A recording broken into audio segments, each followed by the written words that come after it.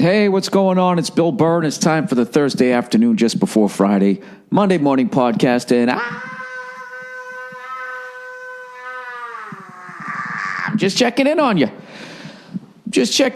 How's your week going? How you surviving? How you surviving the first couple of weeks here of fucking the new America? I wasted 90 minutes last night texting with somebody on some big, stupid fucking political argument. I can't handle it anymore. I can't handle people. You know, the thing I really don't like the most about, I don't know. I hate people who say that I'm an independent. I'm not this party. I'm not that. I'm an independent. You know, in California, evidently, according to the 3 minutes of research that I did, that if you register, that's like you're actually registering to the American Independent Party, which is actually more conservative than Republicans, evidently, which is something I don't understand about politics. I just don't understand why no means yes, yes means no. Why, if there's a bill, let's have safe drinking water for children. All in favor? Yes. And then, like, attached to that is other shit like, hey, they can indefinitely detain American citizens without a trial. They'll tack that onto that. So then when somebody else votes against it, clean water for kids, because of that shit that's tacked onto it, then when they go to run, they go, this guy doesn't want clean water for kids.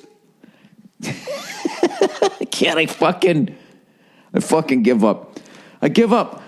I poke my head out for a second, and and that's it. I'm putting my head back in the sand. I'm going back to watching sports. Old Billy Fuckhead is going right back where he belongs. You know, Celtics finally beat the Raptors. Huge win. And goddamn it, those Capitals of Washington are goddamn it, they're good. They fucking beat the Bruins, you know. Marchand with another 2 goals, racking it up. Bruins won 3 in a row. It's good. It's like the strongest part of our season so far.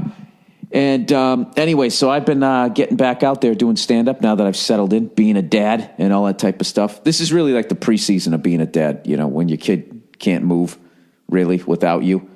It's once they start crawling. That's the first game of the season. But like early on, right now I'm like in August trying to get the roster down to the fucking, whatever it is, 44-man roster, whatever the hell I need. Because I guess you can think this parenting thing is pretty easy during the first 3 months. You know, even though you're not really fucking sleeping or anything, just getting up and shit, changing diapers. But it's still not as bad as all these pussies say. They're such fucking pussies. Dude, you have no idea. Shut the fuck up. We used to live in caves, you asshole. You have no idea. You can't handle the truth. You know, I never saw that movie, A Few Good Men. It just seemed too actory to me. Everybody with their real tense fucking faces, you know, delivering dialogue in their military dress. Did I ever tell you how much I can't stand movies about fucking trials? I was actually in one. I just realized that. But that one was different because I was in it. I just can't fucking watch them after a while. Ladies and gentlemen of the jury, I'm asking you, put yourself in the place of the defendant. They're always like super, super fucking dramatic. Have you ever sat in on a real trial? Have you ever been in one? I actually sat in one. A buddy of mine became a lawyer, and I came down and I watched him try a case. And it's not like, obviously, the way they do it on TV or in movies.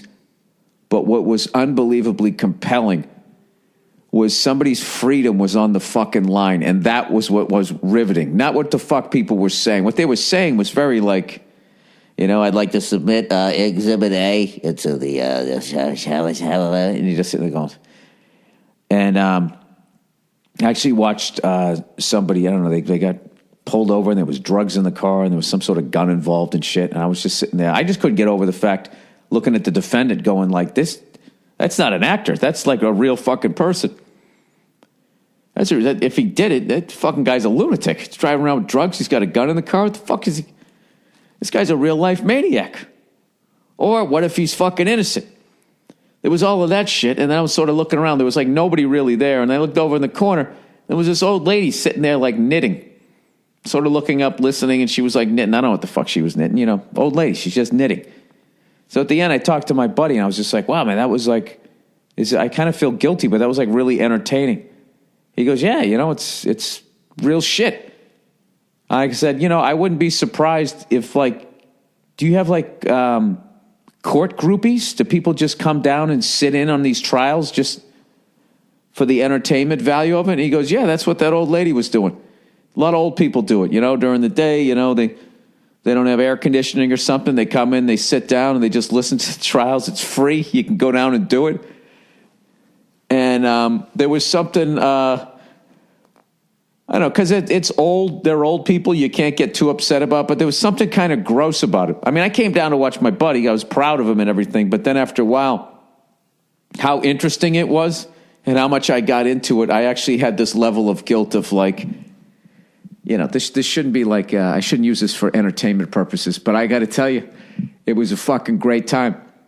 Sitting in on a trial, if it's a good one, There's drugs, there's a gun. I mean, I don't want to see anybody get hurt, but what do they pull you over? He took a swing at the cop, but that's a good one. That's a good episode to go down, So there you go. That's real Law and Order. As opposed to boo, boo, boo, boo, boo, right? Watching that shit, you can actually go down the street for free. You could be a cable. You don't even need fucking cable. If you have the time, we got the beer. If you got the fucking time, you can just go down to court, and that can be your basic cable. Hey, did you see Lost this week? No, I didn't. But did you see that fucking guy who went to jail for 10 years for vehicular homicide or whatever the fuck? I don't know. Whatever the fuck you go to jail for. What do you go to jail for? Anyway, so I've just been up to my neck in all the baby issues. I've probably changed like 9 million diapers. It was fucking hilarious. I found yesterday, right? My wife, Nia, just needed an hour's sleep, right? And women in the beginning, they're fucking doing everything. All you have to do is change the diapers, make an attempt to burp them or whatever, but they got to just keep feeding the kid, breastfeeding, right?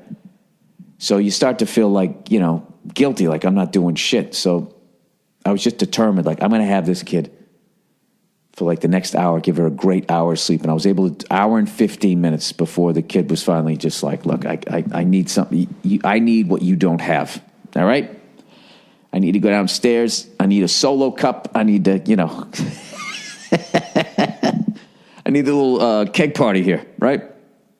So I was just walking around with her and I was singing all these songs and everything. And then I actually, for whatever fucking reason, I started singing the Canadian national anthem, and it worked.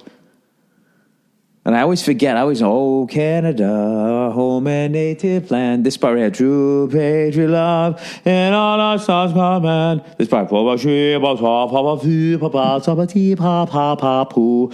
far and wide, oh, Canada, we stand for thee. Then the best part ever, God keep the land glorious and free, right? Fucking walking around from room to room.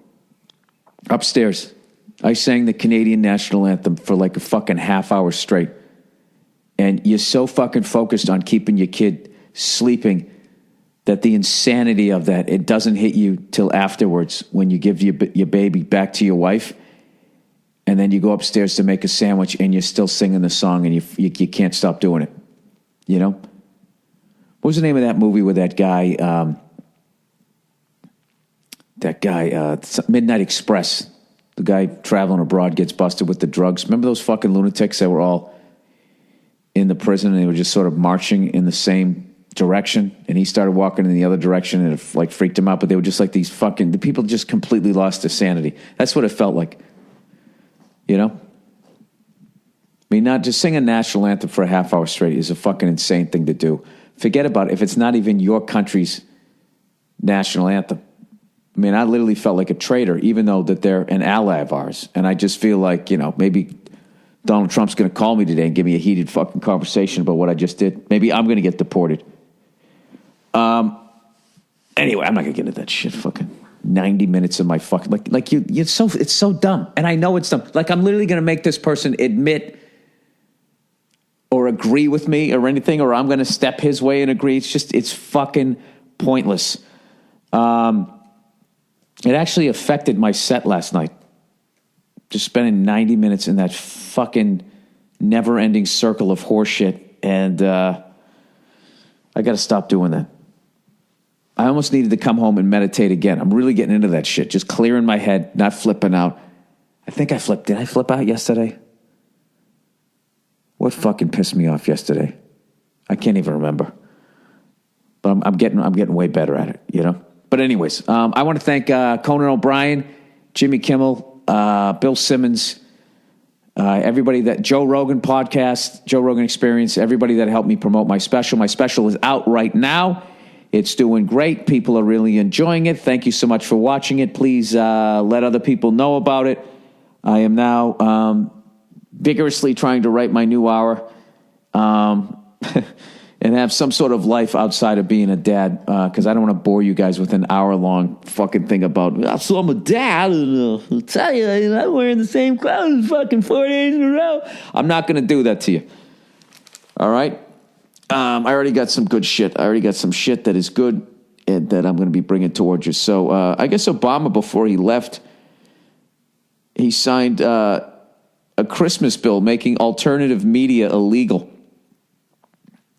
This bill will criminalize fake news propaganda on the web, a key piece of legislation meant to crack down on free speech and independent media. In layman's terms, the act will allow the government to crack down with impunity against any media outlet it deems as propaganda. The next piece of legislation will provide substantial amounts of money to fund counter-propaganda to make sure the government's approved stories drown out alternative media and journalists who question the status quo. There you go. Isn't that great? There's your hope, everybody. Oh, what a cunt. That's why I don't like Democrats. They're at least Republicans, you know, they come out as cunts. You know they're a cunt. You know they don't care about you. These fucking assholes have the nerve to, well, I guess the Republicans sell it to the fucking dopes in the middle of nowhere. We're going to make it great again. He's going to make it great again. All these people that think it's going to be great again, you're still going to fucking have your face pressed up against a Walmart window the day after Thanksgiving. You know, the fact that you as an American have to consider that fucking option as hard as you fucking work is ridiculous. There's nothing that is the thing that nothing makes me more sad. Well, I guess something else does, but I can't think of it right now. But that is a very sad moment every year in America when you see people putting their own well-being at risk, trying to find a fucking DVR recorder for $3 before the next person. It's just a sad fucking thing. It shouldn't be done. People should have enough money to go into a store like a fucking human being and buy something that they don't need. Shouldn't they? Speaking of which, I got rid of some more shit. I'm really fucking enjoying this stuff, just getting rid of all of this shit. I have to do it. I got to do it before my kid starts walking or crawling. You know what I mean? Or maybe they make some sort of little playpen thing that you can put them in, right? Where they feel like they have free reign, but they don't. You know what I mean? It's a very fucking governmental thing. Make them feel like they're free, but they're not. How can I do that? How can I apply the same things that governments apply to my own child? I got to figure out how to do that. But then they're moving around. And you got to worry about what are they going to do? You got to child-proof everything. There's got to be gates and there's got to be shit and outlets. I'll tell you, man. That's the weird thing about living with a baby. It's just like you're living with this thing that just, it doesn't know anything. But you can't get upset by it, you know? Like we all have that friend that's like a fucking moron and you can just be like, you can walk away from him. Because at the end of the day, you know, they can still go out and make themselves a bowl of cereal. Oh, Jesus, Bill, what are you talking about? I'm not getting any sleep. What do you want from me? I don't know what to say, you know? But I'm actually kind of psyched when... My big thing is I just want her to be able to start moving around so we can start playing catch. All right? And if she doesn't want to play catch, it's not going to be an option. I won't have it. I will make her hate the game of catch.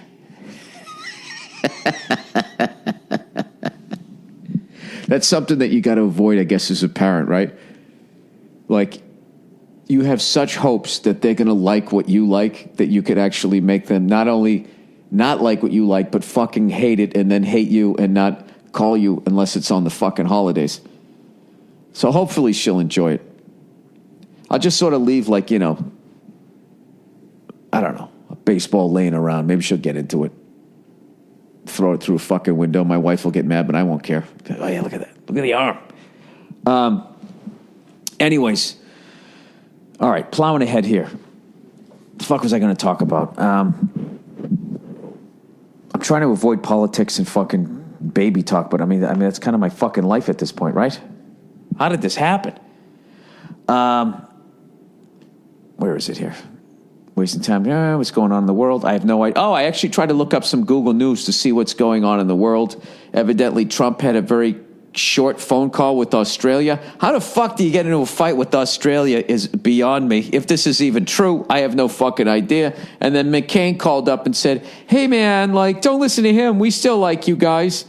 This is very quick. There's some guy who looks like I don't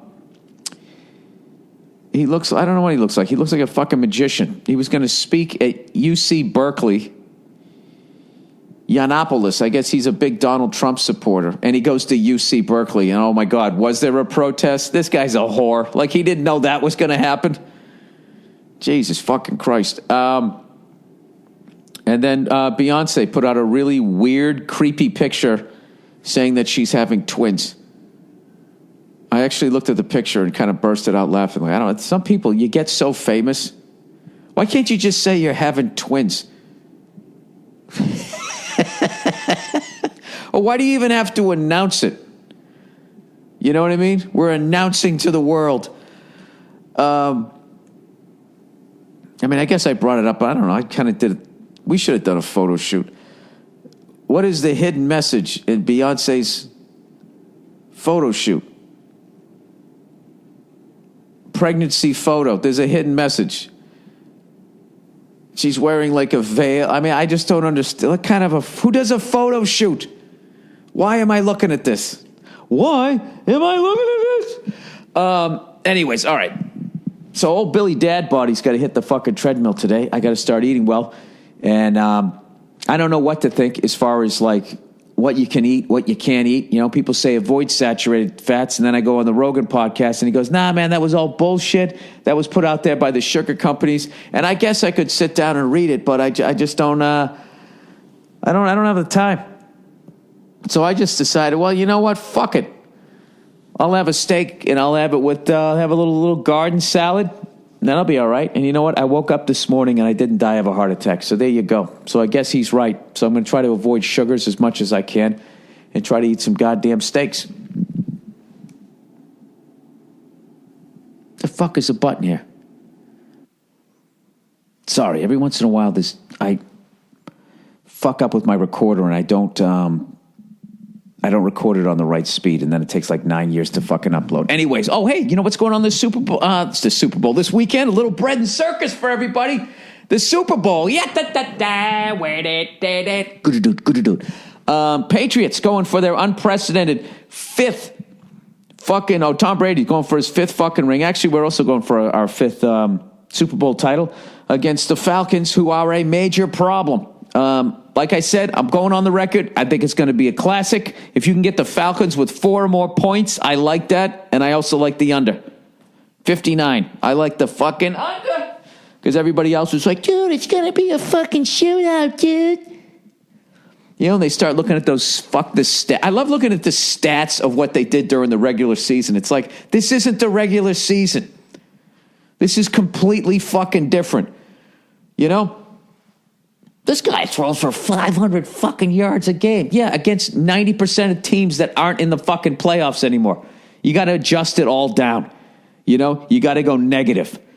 Negative. Whatever stat you see, you have to adjust it down. Because each week, you're going to play a better fucking team, within, the theory. Right? The theory says that. So, I have no vibe whatsoever when it comes to this game. Because, according to the regular season, the Falcons do not have a good defense. But according to what I've seen in the playoffs against Seattle, them pesky dirty birds up there in Washington, right? And against the Green Bay Packers, whatever the fucking a Packer is, loading trucks, whatever the hell it is, putting cheese, right? Putting cheese in your fucking caboose, whatever it is they do up there, you know. The defense looks solid there. And I guess I was sitting there saying the Falcons have a great running back. Evidently, they have two running backs that can get the fucking job done. So I think this is going to be and then the fact that Matt Ryan also is mobile, which means if you shut everything down, that fucking red cunt can still do that diagonal quarterback run where you run right to the first down marker. And you're sitting at home as a fan going, no! Right? And he keeps the drive going after yet another third down. I expect a lot of that. And I think it's going to come down to the wire. That is my prediction. It's going to go right down to the wire. I hope the Patriots come out on top, and I predict myself a lot of times during the game watching Matt Ryan run for 5 or 6 yards as I scream, no! But fucking, it's going to drive me up the wall. I fucking hate mobile quarterbacks unless they're on my team, which we've never had since Steve Rogan. Steve Rogan was considered mobile. You know, that naked bootleg he did on Monday Night Football. That was the highlight of scrambling in the 60 years of 50 years, 56 years of New England Patriot, Boston Patriot fucking football. That was it. In like 1976, we had a 50-yard naked bootleg on Monday Night Football. And other than that, it has just been, you know, Drew Bledsoe, I mean, you could literally zoom an office chair down the street faster than that guy could fucking run. You know, one of those classic Staples piece of shit plastic fucking wheels. Even with the pebbles on the street, if you could fucking push that thing 40 yards faster than Drew could run it, I'm telling you. And Brady is not fucking mobile, so you know what is great about not being a mobile quarterback is you really have to know how to throw them. Because I find with the mobile quarterbacks, if they can really run, they're never quite as good at throwing the fucking ball. So what happens is as they get older, they get exposed when they have to kind of stay in the pocket and just be like a pocket passer. That's my theory. That's completely not research. So I think it's going to be a real close one. And don't listen to all the fucking analysts. And then if the Patriots lose, they're going to act like it was this giant fucking upset, because that's what ESPN does. You know what I mean? They fucking totally overhype it one way, and then in the other way, then they go, were we fair to these Falcons of Atlanta? And they completely turn. Rich Eisen was another show that I did, Colin Cowherd show. Thank you to everybody that helped me run my fucking mouth and promote my special. All right, let's do a couple of reads here, and then I got to go back down to fucking daddy daycare. Do the diaper thing. All right. Oh, zip. Recruiter, are you hiring? Well, are you? Do you know where to post your job to find the best candidates? No, you don't. That's why I have this fucking read in front of me. Posting your job in one place isn't enough to find quality candidates. If you want to find the perfect hire, you need to post your job on all the top job sites. And you know what? Now you can. With Zip.com, you can post your jobs to 200 plus job sites, including social media networks like Facebook and Twitter, all with a single click. Find candidates in any city or industry nationwide. Just post once and watch your qualified candidates roll into Zip.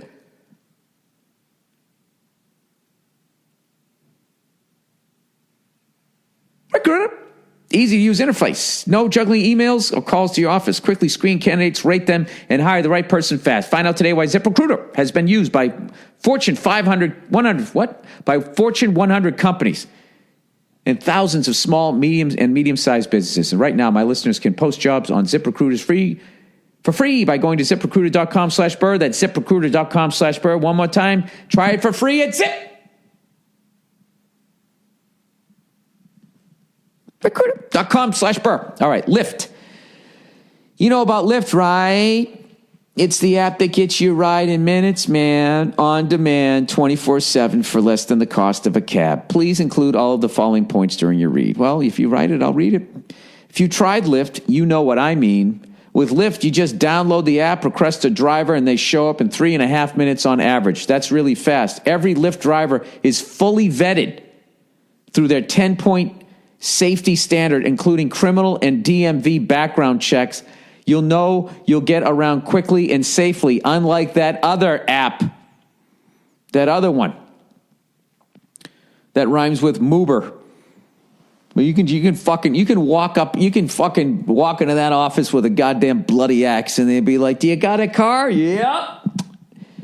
I got a van, man." "All right, you're hired." Lyft drivers are rated after every ride, so only the best stick around. You don't have to worry about getting into a filthy car with some creepy dude. With Lyft, you can tip in the app, which obviously leads to happier drivers. 9 out of 10 Lyft rides get a perfect 5-star rating for the passenger. It's just a better all-around experience. Bigger isn't always better. Huh? Tell that to a size queen. Lyft isn't the biggest ride-sharing app, but it's the fastest growing and highest rated one. I'm talking quality over quantity. Thanks to Lyft, you got an easy way to avoid drunk driving. You never have to bum a ride. You never have to worry about parking. A lot of people are actually getting rid of their cars and relying on Lyft to get around. And you know what? Evidently, I don't blame them. Why would you say that I don't feel that? If you want to do, that's amazing if you can do that shit. But, there's no more road trips. Going out into the desert, eating some fucking peyote, whatever these fucking kids are doing. Okay, right now, Lyft is offering our listeners a special deal. Get 3 free rides up to $10 each. That's an up to $30 value when you enter the promo code Bill Burr. Just download the free Lyft app today and enter promo code Bill Burr. In the pay section, you'll start with 3 free rides up to $10 each. That's up to a $30 value. That's promo code Bill Burr. Enter promo code Bill Burr. I just came up with a great serial killer fucking movie idea. All right? This is how the guy gets his victims. He just goes out to a bar. He has a drink. He calls one of those fucking, Lyfts or Ubers, right? And he just has him drive him back to the house. They pull up to the house. He just bonks him over the fucking head, brings him into his house of horrors, and then keeps the cars, right? He redoes them gas monkey style. He files down the engine number and all that. Maybe he puts a new engine in it, the VIN number. And then he takes them to Meekum, right? He auctions off all the cars of these dead Uber drivers and Lyft drivers. Maybe not Meekum. I don't think that they would be interested in a fucking Toyota Cressida. Whatever. He goes down to Clearwater, Florida or some shit. He sells them down there. He makes his fucking money. He takes that money. He uses it to pay off his creepy fucking house, right? And I don't know where he goes from there. I don't know. Maybe they did that. What was the name of that movie? Not that movie. Dexter. They probably did that on Dexter at some point. I mean, that show started off, it was interesting. Then after a while, I just kind of left it. And then when I came back, he wanted to bang his sister. And they were both all right with it, yet not all right with it. And I was just like, wow. That is the definition of writing yourself into a corner. All right. Oh, look who's back, everybody. MeUndies. MeUndies. Riding around in Uber. MeUndies. Something, goober. Oh, your balls won't stick to the guy's fucking chair. You drive around, you don't care. He might be a serial killer, but who gives a fuck? Your balls feel nice and soft. Oh, yeah. I don't think this is my house. Is that a lead pipe? All right, MeUndies, everybody. Picture a world where putting on a new pair of underwear isn't just fresh. You're stepping into a better day.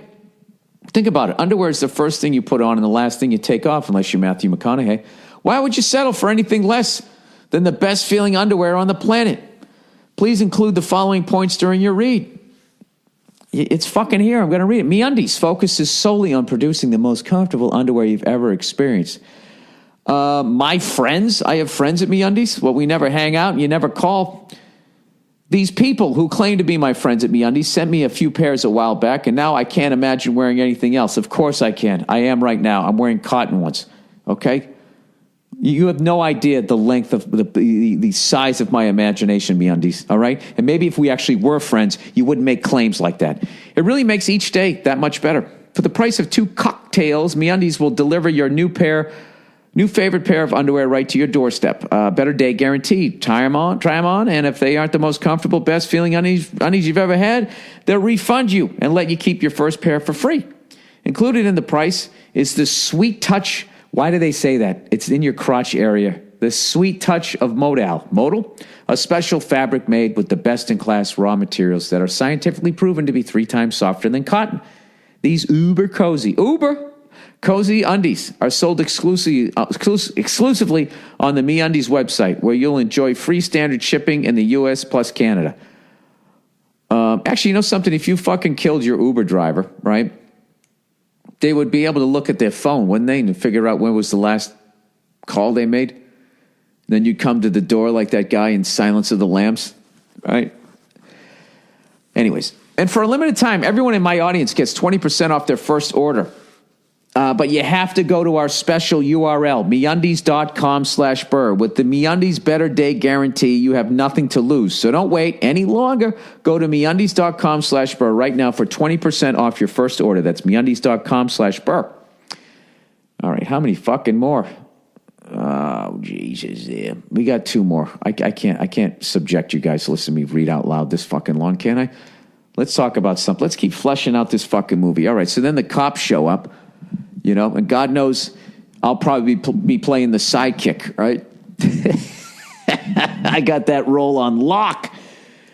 You know, I'd fucking show up and just be like, hey, yeah, you mind if we ask you a couple of questions? You know, I noticed you have like 15 late model cars out here. What is it about boring sedans that you and SUVs that you find so exciting? Are you a car collector? You know, the guy gradually invites me in, and he fucking hits me on the head. And next thing you know, I'm down in that hole with that fucking chick, you know, who's probably the same size as me. So we got to play rock, paper, scissors to figure out who's going to stand on whose fucking shoulders. You know what I mean? That was such a great move when she got the dog to come down there, and she was just like, I will fucking snap this thing's neck. Who was the actress that played in it? She was. I remember when I saw that, I'm like, that woman is a star. I thought she was fucking amazing in that movie. Everybody talked about what's her face there from Taxi, you know, and of course they talked about the other guy who played the guy who dressed like he drove an ice cream truck, you know, and he had the guy's liver with the fava beans. Sir Anthony Hopkins. What is it about English people that they think it's an honor to get knighted? You know? For the life of me, why the fuck do you show up to that shit? What are the perks to being part of this round table that never goes to battle? Do they give you a fucking suit of armor? You know? I don't understand any of that shit. Well, Bill, maybe if you read up on it. Well, you know what? Fuck you, I'm gonna. Here we go. Let's see. What would you do? What does it mean to be knighted? What are the perks? These are the breaks. Here we go. What perks are being knighted by the Queen? Here we go. Blah, blah, blah, blah, blah, blah, blah, blah, blah, blah. Oh, this is just regular people talking, so this will be even dumber than the shit that I say. As I observed in a response to a very similar question on this subject, I have read comments from people with knighthood suggesting that the biggest advantage tends to be the ability to get a table at a smart restaurant more easily, and usually to be offered a better table. That's it. Other than that, my only brush with the system is that the husband of someone I used to work with was knighted a few years ago for his work in fiber optics. Jesus Christ, they let anybody in. You wouldn't be able to read this on your mobile phone without him and his team. He is now Sir David N. Payne. He remains a pleasant, modest man, and I don't think his life has been greatly changed by the title, though his wife probably quite likes being Lady Payne. Lady! But both he and his wife still need to work for a living. So that's what you get. I guess you get a better table at a restaurant. I guess it commands a certain amount of respect in some circles, but is increasingly less influential. Well, what did it used to mean? You know what it used to mean? It used to mean you could bang the king's fucking daughter, right? You know, you just take off your pants, part of your suit of armor, and you're just banging away, but you're just clanging, you know? You still got the shit on top. It sounds like a bunch of toasters being beaten to death. But you know what? I bet that was an aphrodisiac back in the day for those ladies with their chastity belt. Any sort of sound of metal. They were so fucking repressed. Is that true, Bill? I don't fucking know. All right, Dollar Shave Club, everybody. Oh, Jesus, you're an animal. You need to shave your back, you fucking... All right, Dollar Shave Club, everybody. Dollar Shave Club always gives you a close, smooth shave, and you can't beat the convenience of the price. You don't have to choose between settling for a cheap bag of disposables or paying out the nose for a razor with laser pointed and 17 blades. It's awful. It's total fucking overkill. You never needed more than 2. 2 blades was the shit. Once they went 3 or more, you couldn't get that shit underneath your nose. And I got a cute little button nose. Oh, yes, I do. The Dollar Shave Club broke onto the scene with a smarter choice. Before Dollar Shave Club, there was no middle ground. It was either save money and get a painful shave from a disposable, like the ones they give away for free at the gym, which felt like shaving with a piece of glass. Or you paid through the fucking nose. You paid a fortune for the latest shave breakthrough. You didn't need like a chin detector or 17 more blades. Oh, God, I got the hiccups now. Dollar Shave Club is the best of both worlds. You ever seen a baby with hiccups? It's fucking adorable.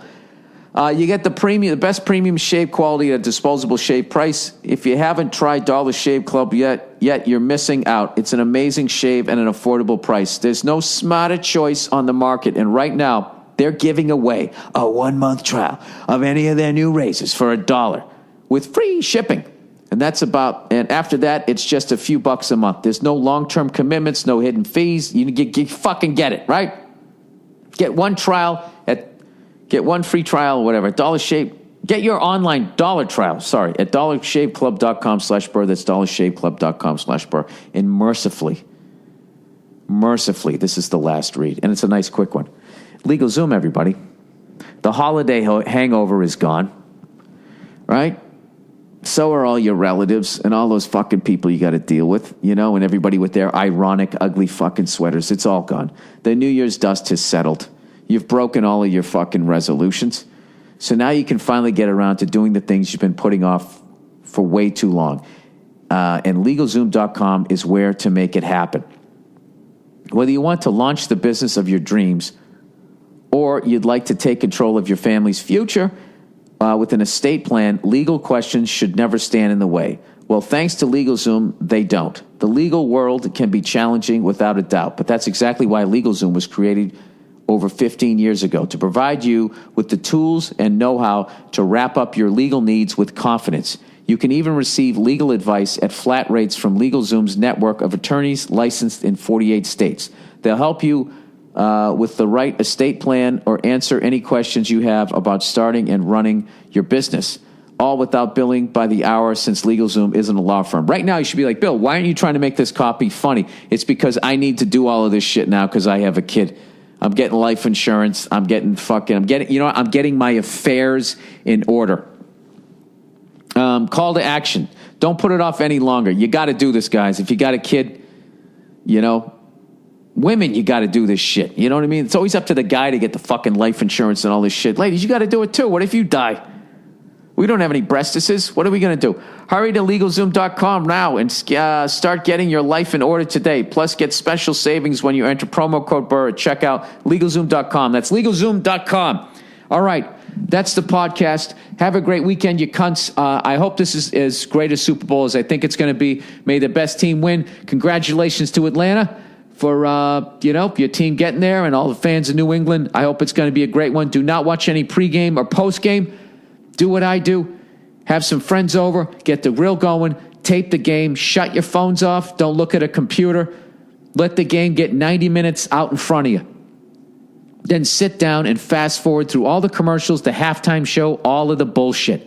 You'll catch up with the rest of the world around fucking, late third quarter, early fourth quarter. Then you can turn your fucking phone on and you can read all your friends going all day, dude, I called it, and then see how fucking wrong they are. You can read it and, rather than having to deal with them. You probably should, personally, I keep my phone off for the whole game because I don't want to be distracted. It's the most important game of the year. And we will see what happens. We will know the next time you hear the soothing sounds of my freckled voice. Go fuck yourselves. Have a great weekend.